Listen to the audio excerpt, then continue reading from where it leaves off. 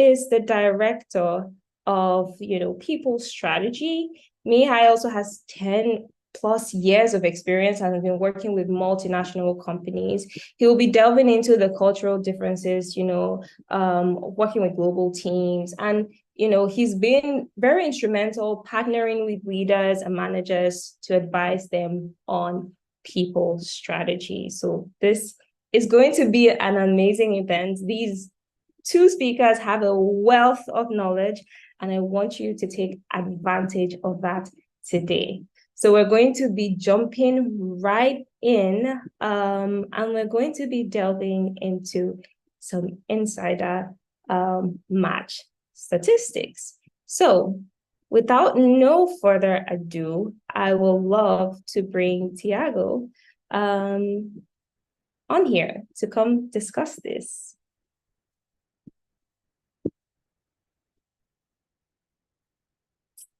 Hi. Hello, Tiago. Hello.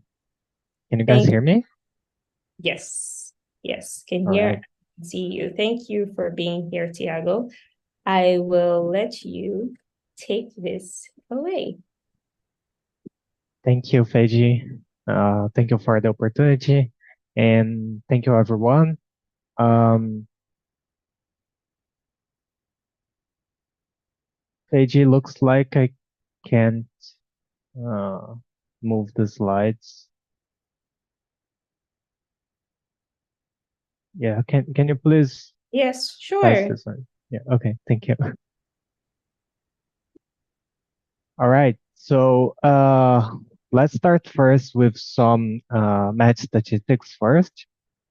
So what you guys see here is a 27% rejection rate on interviews. And this is the rejection rate when a candidate went into an interview and then gets rejected.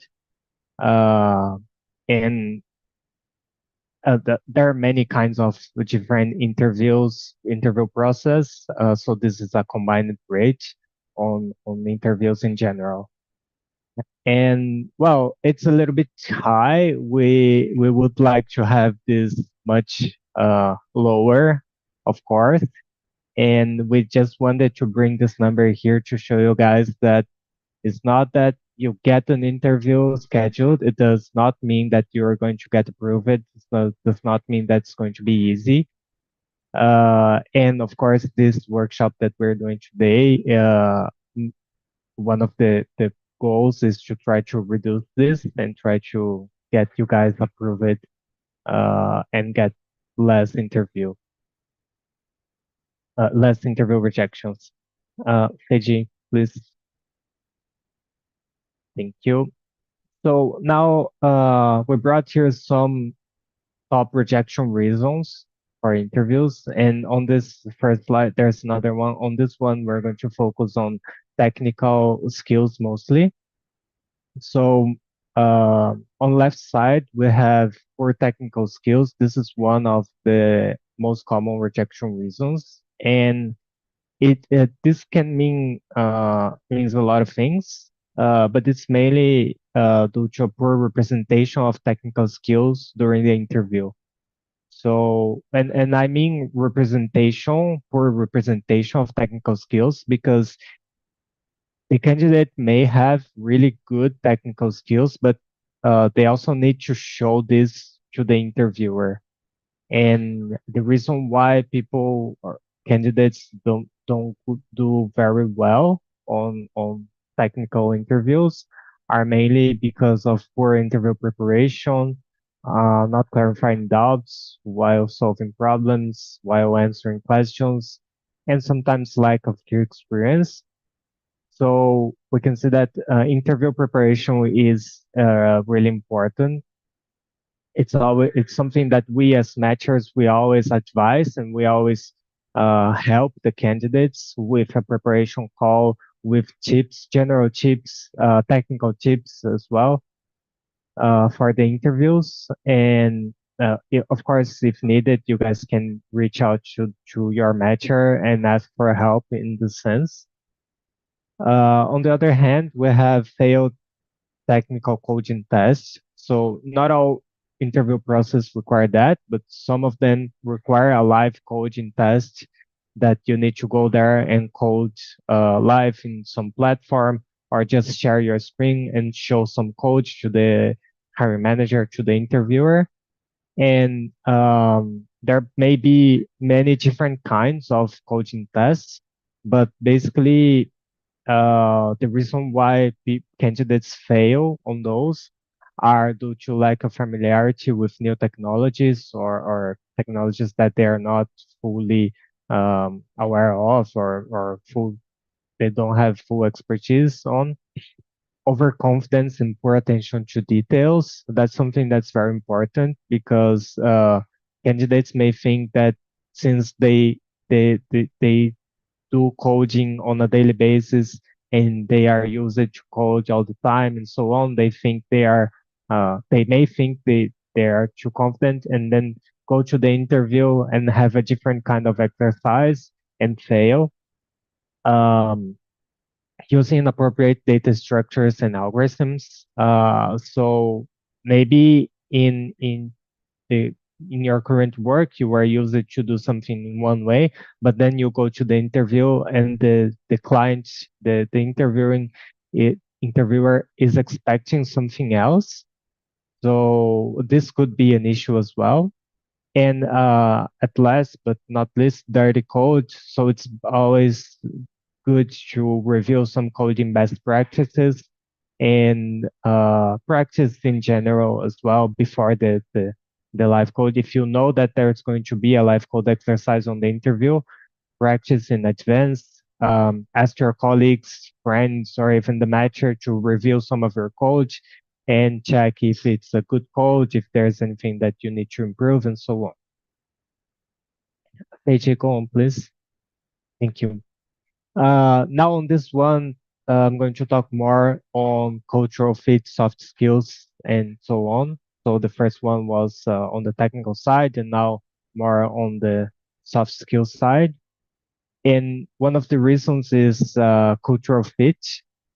And this again doesn't mean that you are not a good cultural fit for the role or for the particular company, but it means that it's a bad performance on the interview. So sometimes the performance is not good, although everyone agrees that the candidate is a good fit. You need to perform well on the interview and show the interviewer that you are really a good fit and that you really can behave properly during the role, during the engagement.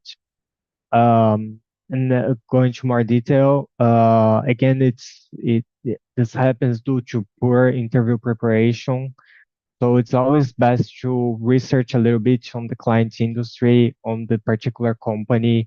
You can go into their website and read about their values and see how you can behave on the interview based on those values, how you can show on their values on the interview. You can practice that. Um, Second reason here is poor answers on previous experiences and challenges. So, of course, the interviewer would like to know more about you on a behavioral interview, and and you need to be able to talk about your previous experiences, your previous challenges, how you overcame those challenges, how you solved problems, either by yourself or in a team setting. So this kind of questions are usually asked on an interview, on a behavioral interview, and you can show that you're a good cultural fit for the role in the company. And the last one that we have here is lack of interest in the interview, so that just might be a, a wrong impression from the interviewer. And further on this presentation, Mihai is going to talk a little bit more on cultural fit, but that's something that sometimes happens. Okay, the last one is lack communication proficiency. So depending on the role, some roles may require more communication and some others may not require that much. But for the roles that require more communication, usually they require communication with business stakeholders or with cross-functional teams, or even with your own team may require a lot of um, communication. And this is also something that's evaluated on an interview.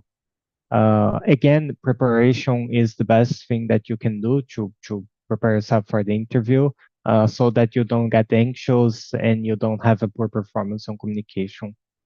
Also, stiff communication is something that we do see sometimes. So practice is key. The more you practice your communication, the best you will perform on the interview. And communication to non-technical stakeholders. So sometimes you are used to talk only on with technical jargons, technical terms. And if the interviewer is not a technical person, then it could be hard um, for the communication could be hard in the interview. You were speaking something that the interviewer doesn't understand, and they ask questions for you, and you don't know how to answer in a way that they could understand, and so on. So this is something that also it can be practiced, and you can practice either with your colleagues or even with the matcher, with the calls that you have with the matcher. You can try to practice that. You can ask some feedback and so on. So those are the most common reasons why we get rejection on an interview phase. And now Mihai is going to talk a little bit more on some theory that can help you improve your skills, your soft skills mostly, so that you can go to an interview and avoid a rejection. Thank you. Thank you, Tiago. I really appreciate it. It was really interesting to see a little bit of the data and the background of how the interview process goes and what happens there. Hi, everyone. Like Tiago said, I would like to cover a little bit of that behavioral interview part, right? Help you prepare for it. Preparation is key, obviously. I'm looking to give you an understanding on how to approach that preparation, what to look for, how to practice for it.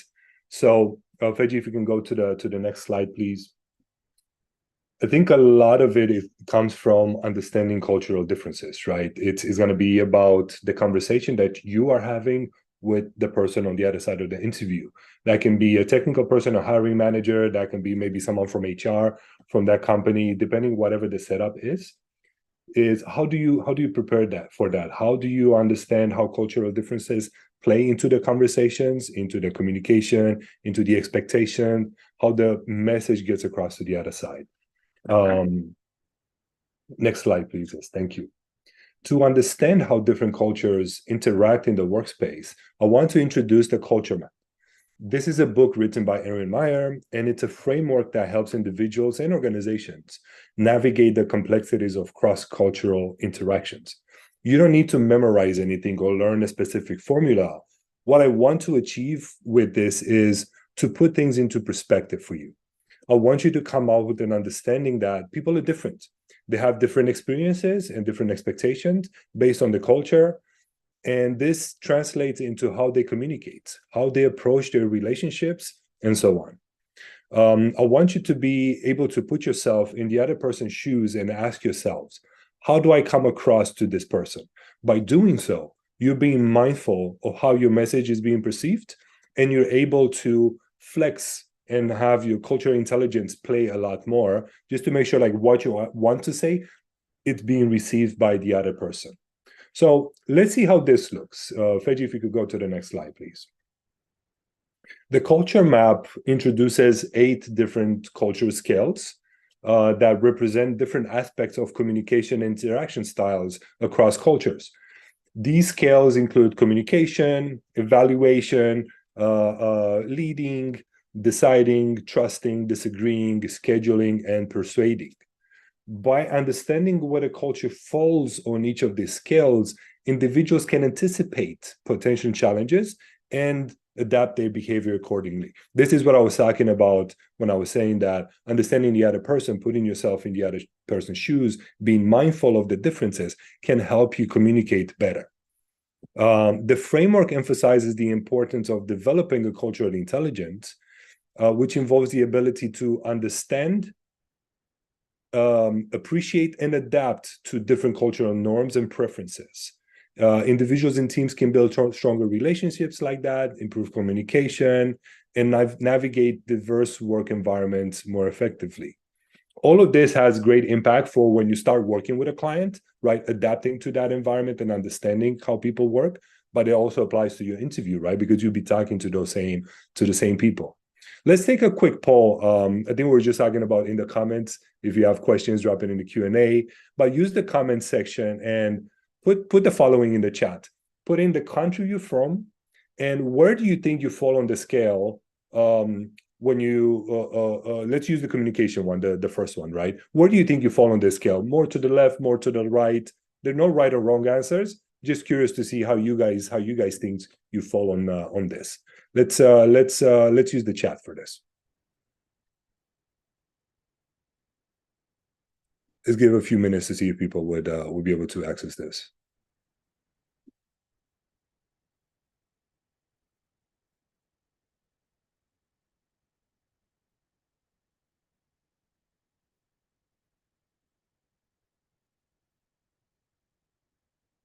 Yeah, I see Feji from Nigeria. She falls on the high context, so to the right. Darius from Kenya falls to the right, the high context. Yeah. I'm from Romania, by the way. I think I fall a little bit on the low context side, so to the left. Might be actually closer to the middle, not necessarily all the way to the left. You have Ume from Nigeria, that's from the high context as well, towards the right side. I think one important thing to mention about this is not left or right, like black or white, zeros and ones. It's a scale. You can be anywhere from left to right. It can be smack in the middle, a little bit to the left or right. So it's a continuum, right? It's not just either that or the other one. It's a spectrum. Okay. Thank you for participating in the chat, by the way. I really appreciate it. Let's go to the next slide, Feji, and let's look at a real life example. These are the actual results from the 2021 Board of Directors of the Genome Foundation. This is a diverse group of individuals and their high-functioning team. For those of you who may not be aware, the Genome Project, it's a nonprofit with a mission of building a computing platform composed entirely of free software. They're really leading the open platform concept. So looking at the results on the right side of the screen, please notice the following. As you go through the scales, each country doesn't fall on the same exact spot for each scale. Mexico is kind of aligned, right? But they still kind of vary a little bit. And then when you look at the the United States in yellow and Nigeria in purple, I believe, they zigzag across the map, right? Across the different scales. And they always seem to be like almost the opposite of each other, right? They go the other way. When one zigs to the right, the other one zags to the left. Like I said before, there's no right or wrong here. It's all about recognizing and understanding the fact that there are differences. So we're mindful on how we communicate and how we set expectations. Let's look a little deeper into a few of those. Like I said, this is more to give you context on and be mindful, understanding that there are differences out there. Just because you're doing things a certain way, communicating in a certain way, doesn't mean everybody does it the same way, and everybody would understand that. If you're being mindful, you can adjust, and we'll practice that a little bit later in the webinar. So, Feji, if we go to the next slide, we're gonna look a little deeper into communicating, and I think this is one of the skills that is most impactful for how you prepare for the interviews. Obviously, it's all about communication. And what we're looking here is how different cultures prefer to present a message. In low context countries, so the ones towards the left side of the scale, they look at a good communication is precise, simple, and clear. Repetition is often used to avoid misunderstandings. And towards the right side of the scale, the high context, which I think most people said they think they are on the scale in the comments. Good communication is sophisticated, nuanced, layered. You must read between the lines. To give you a very simple example, right, for you to put this in perspective is when someone asks you, how's your salad, right? A low context on the left side would be, it was okay, but I would really have liked some more dressing and some fruits. It was missing flavor, right? It's very precise, very simple. I'm saying exactly what I mean. The words that I'm putting out there, it's exactly what the other person should understand. In a high context answer, when asked, how's your salad? The answer could be, it was okay. I'm not saying a lot. I'm not saying the same things, but from my tone, from my facial expression, you can see there's a nuance there. This layer, that means something else. Somebody from my culture, they would understand that, it wasn't that great when I say, it was okay. Even though the word says okay, it's good. I'm actually saying it wasn't, because it's the context, right? It's high context. You have to be part of that understanding. You have to have similar experiences to understand the actual message. Low context on the other side, I say exactly what I mean, nothing more, nothing less. The words I'm putting out there is what you should hear. And you can see how that can be very impactful in the interview. Let's go to the next slide, Feji. This is about persuading. And again, I think it's very impactful for an interview, right? You basically selling yourself, you're presenting yourself out there and trying to convince someone that, hey, I'm the right person for the job. I'm the right person that can solve your needs. The scale here goes from principles first to applications first to starting with the why or starting with the how and what first, right? So basically, do people like to hear specific cases and examples? Or do they prefer to hear the holistic explanation, the why behind it, or kind of get to the point and tell me what and how, right? So it's very important to understand the other person, what they would prefer, and how you should approach this. I got one more. If you switch the slide to the next one, it's around evaluating, right? It's how do you give feedback? How do you react to things that were said to you? Direct negative feedback is not a bad thing, right? So don't read into the context of the message itself. This is like high context. It's about being frank, blunt, honest, being open, saying exactly what you mean. Where if you look on the right side, the indirect negative feedback, it's more subtle, it's softer. You sugarcoat it a little bit, right? You're not super direct, as in, I didn't like this, and that. Like, you could have done better on these things. That's indirect negative feedback. Hey, I think this could have been a little bit better. On the left side, it's this, and that does not work. It's not good, right? So that's kind of the differences there. We'll have a questions at the end. We'll go through the next stage here, Feji. I want to help you guys prepare for it as well. This whole thing was used to kind of set context for you to understand where the differences may come from, how to recognize them, where to look for. And a little tip here, because you won't know specifically what country the other person is from. But generally, when you're going into an interview that's being scheduled for you, you'll have the name of the person that you're going to speak with. So you can look them up on LinkedIn, see kind of where they're from, their experiences, have they worked in a multinational company their whole career, have they worked in a European or an American company their whole career. So you can get some of that insight by looking them up on LinkedIn, and also use your match partner for this insight. You usually do a prep interview before you go on an interview with a client. So they'll be able to give you a lot of this insight. And very critical here, ask a lot of questions, right? Do a lot of research on who you're meeting with, on the company, on their values, like Tiago mentioned, and ask a lot of questions. If we go to the next slide, Feji, this is kind of what I've just said in preparing and bridging these cultural gaps in interviews. Be mindful of who your audience is. Prepare for it. Understand kind of their background. Understanding that if they're from the US, for example, they would like that low context. Don't assume that they know a lot of the stuff that you're talking about. Tell them exactly what it is. Ensure the communication is precise, simple, and clear. And we have a tool for you. I'll introduce it in a little bit. I have a tool for you to be able to structure a message in a way that comes across very clear and it will be easily understood. And at the bottom of it, practice is key. Just knowing this stuff won't help you unless you practice it, right? You can practice it with a friend. You can practice it with the matcher on a prep interview. You can just practice it by yourself. Write down questions, write down answers in a structured way. The more you do it, the more natural it will come across in an interview. So practice is key. And let me give you a framework that's great for you when answering questions on an interview and what you should practice as you go into an interview. Because if you go to the next slide, this is the STAR technique. I'll give you kind of the basics of it. You can also Google it. There's a lot of information out there. There's a lot of like sample questions and what usually pops out in an interview. We have a couple of questions that you guys will practice with. But basically what the STAR technique is structuring your response to a question, structuring it by explaining the situation, explaining the task, explaining the action that you took, and the results that came out of it, right? So when you talk about the situation, set the scene, briefly describing the situation, the challenge or the event that you faced. I'll give you a quick example, like a very general example.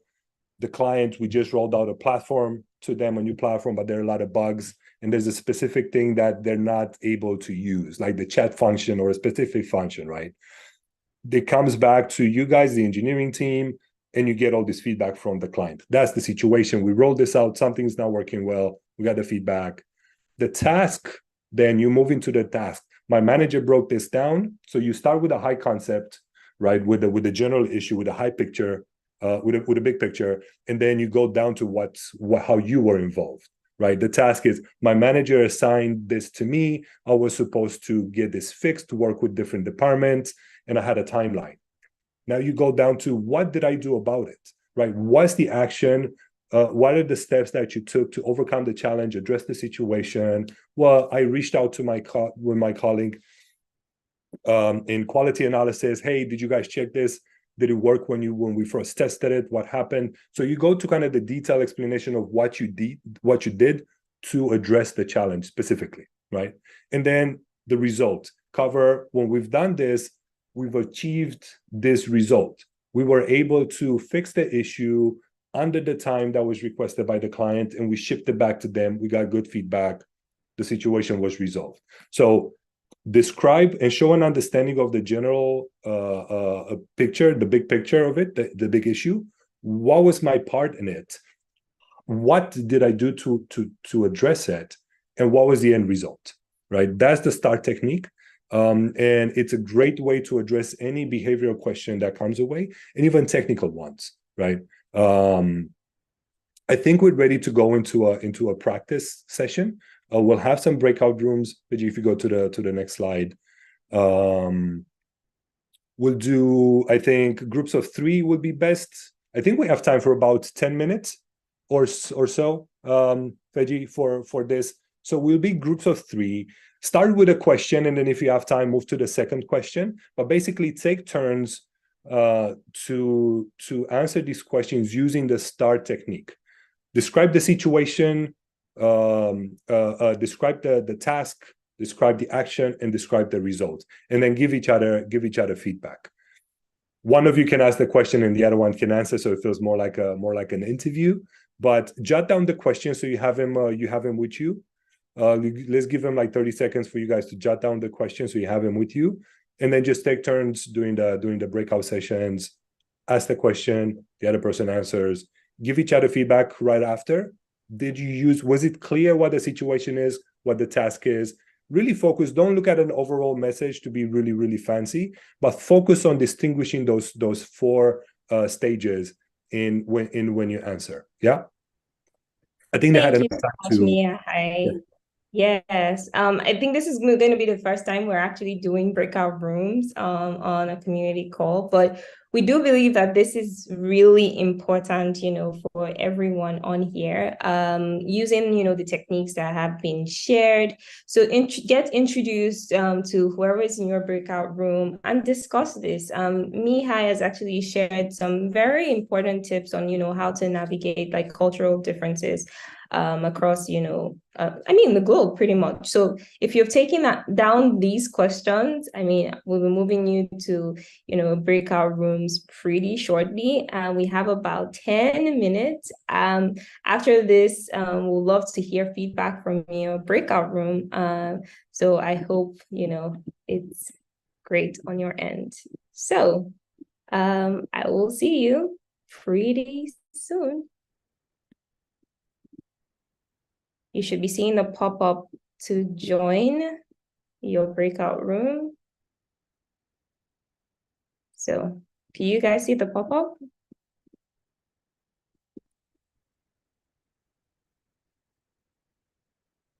And some of our speakers will be popping up into the rooms. So please go ahead to jump in.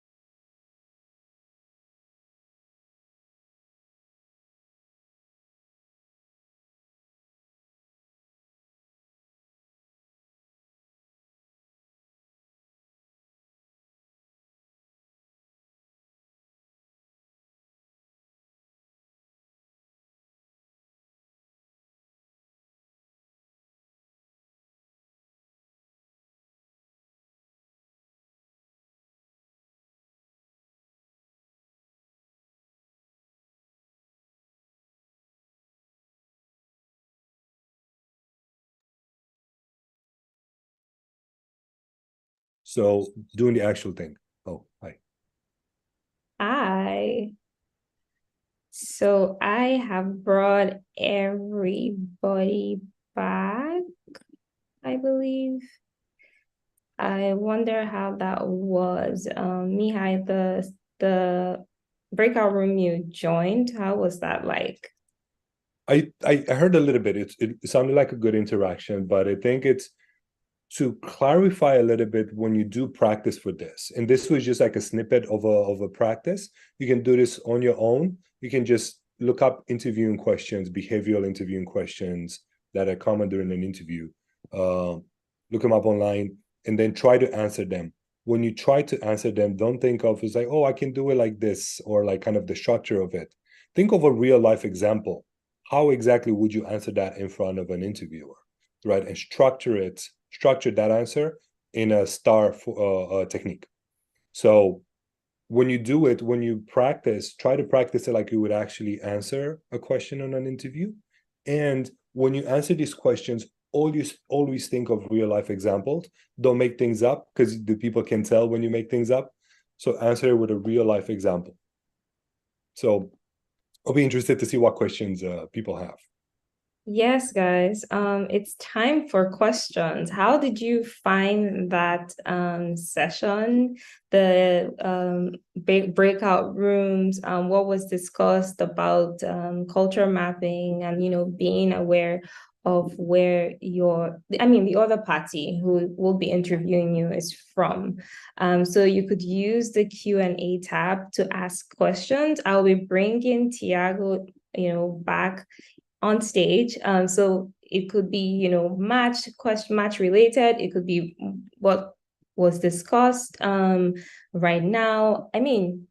Go ahead and use the Q&A tab to ask those questions as we're here to answer. Welcome back, Tiago. How are you doing? Hello, I'm good. I'm good. All right, good. Any questions, anyone? I'm curious to know, do we have any questions? Have you ever been in a situation where culture mapping came into play? Is this the first time you're hearing of it, or are you aware of it? Please go ahead. Don't be shy. Ask questions. That's why we're here.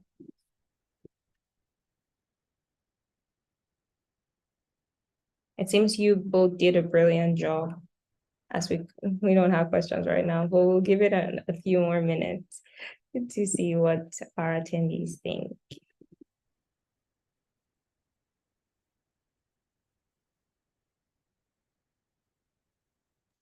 Well, while we wait for this, I have something that sometimes it comes up from a lot of people I help preparing for interviews is, how can I make sure that what I'm saying comes across the way I mean it?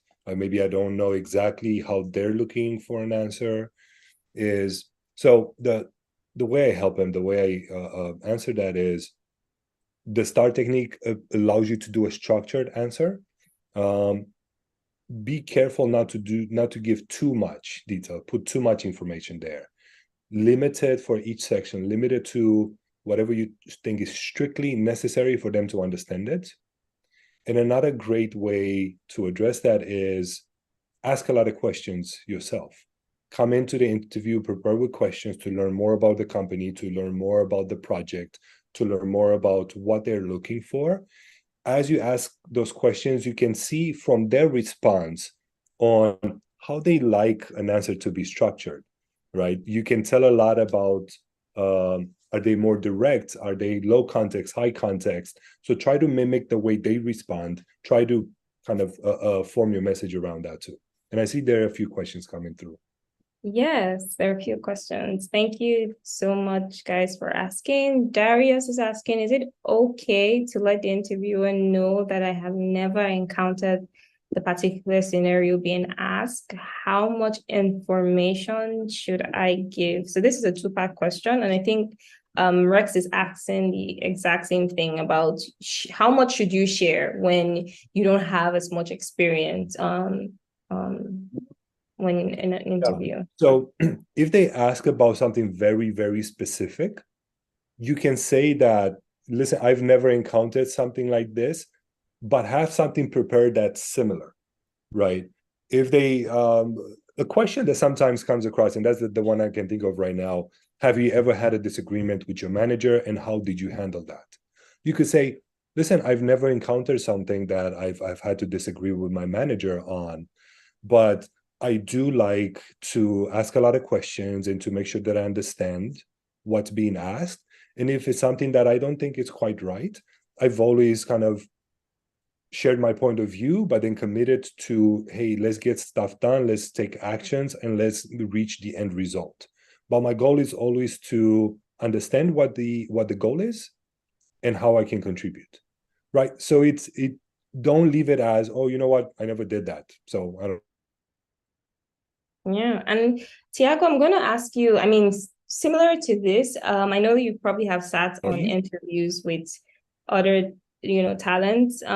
So how best do you think, they could approach this? And if you could give like a particular scenario where you've sat on such a question, and maybe you could share more insights on how that was like. Yeah, sure, Seiji. I think the answer that Mihai gave also applies to technical questions, not only behavioral questions. So I'm trying to remember some question, but this always happen with some technical details. Sometimes you are working, I don't know, for um, a position that requires cloud experience and you only have AWS experience, you don't have Azure experience, for example, but they are very similar. And the interviewer asks you, do you have experience with AWS um, Redshift, for instance? Don't know, could be anything. But then you can say, I don't. However, I have experience with Azure Databricks, for example, which are similar and equivalent. So you can say that this is just one example. You can think of the example of something that is it's more suited to your particular experiences, your particular stack. And it's always best to be honest and answer like that you don't have the experience, because if you lie, they're going to keep asking questions on that particular experience that you don't have and you will get in trouble. So it's best that you be honest and you give another examples of similar experiences that you have or even similar situations that you have passed. And then you can try to move the interview through that direction that you are that you have more experience and you are better equipped to answer questions of. Awesome. Thank you very much, Tiago.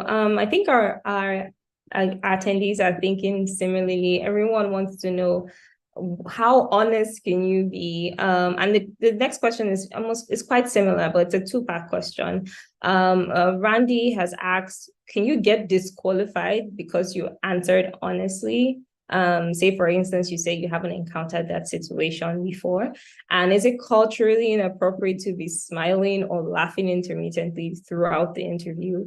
So, I mean, the first question for getting disqualified, Tiago, I'd love for you to take that. And then Mihai, you could answer the next about, smiling and laughing across the interview. Sure. So I think Mihai answered this question in parts because, well, I cannot say 100% that you won't get disqualified for being honest, because that depends on how important that particular question is for the role that you are applying for, you know. So that depends on a lot of factors. But as Mihai said, you can say that you haven't encountered a particular situation, but what you can do is you can say how you would behave on that particular situation. So you say, no, I haven't. However, I would do this, this, and that. And then it it it can it becomes clear for the interviewer that you would know if you get a situation like that, you would know how to behave, how to uh, solve that problem or overcome that challenge.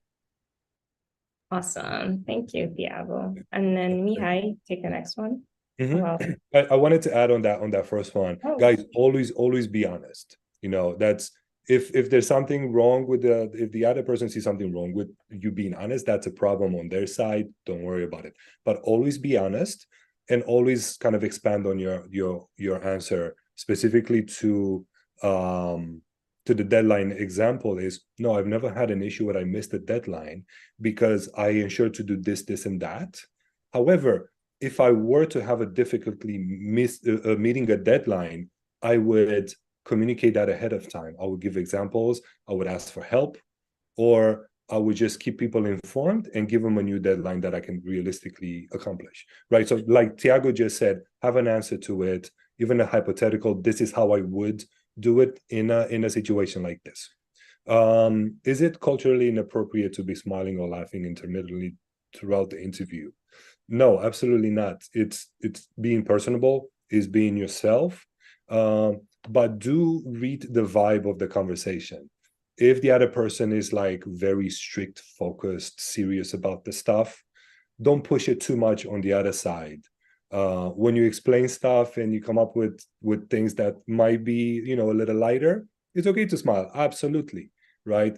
But read the vibe a little bit and try to kind of mimic the other interviewer as much as possible. That always really helps create a connection between the two of you. Thank you very much. And for our final question from Rex, do you have pointers on the type of question to ask an interviewer? I don't know who would want to take this, Thiago.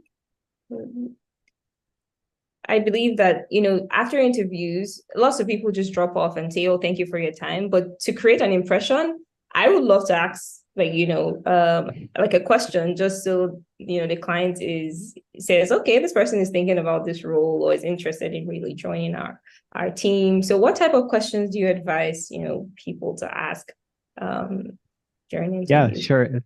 That's a great question, and that's something that we matchers we always advise the candidates doing. So I would recommend you to research a little bit about the company so that you can come up with some relevant questions based on the company. But this applies mostly for companies that are not so big, let's say, because if you have a company like Facebook or Google, you everyone knows what they do, so it's hard to come up with questions. But for small companies, it's easier to do that. Also, you can ask questions about, for example, what are the current challenges that the team is having and that they need help with solving. This question or this kind of question is good so that you show that you are interested in using your own knowledge to help solving those challenges, that shows that you are really interested in working with that company and trying to do your best. Another kind of question, more technical, maybe is you may be more interested on what kind of stack they are using, what kind of how is the the their work environment, if they are divided in teams, cross-functional teams, if you will have to work with different kind of stakeholders. All these questions are really good to give a good impression and show that you are really interested in the job and that you can be a really good fit on with the company. Awesome. And Mihai, do you have any other thing to add just before we wrap up this call? Yeah, I can add a couple of things. It's great. Those are great directions, by the way, Thiago. It's exactly kind of what I was thinking of. To help you prepare for it, put yourself in the shoes of, I'm going to get this job and I'm starting tomorrow. I don't know a lot of stuff. What should I ask? Inform your questions towards finding out more about what's going on there. Why is this project why is this specific project important to the company? What are you trying to solve with this role that you're recruiting for, right? What would be my top priorities in the first week, in the first 3 weeks? What would you like me to focus on, right? Things like that are great, great questions, probing questions about the problem they're trying to solve, right?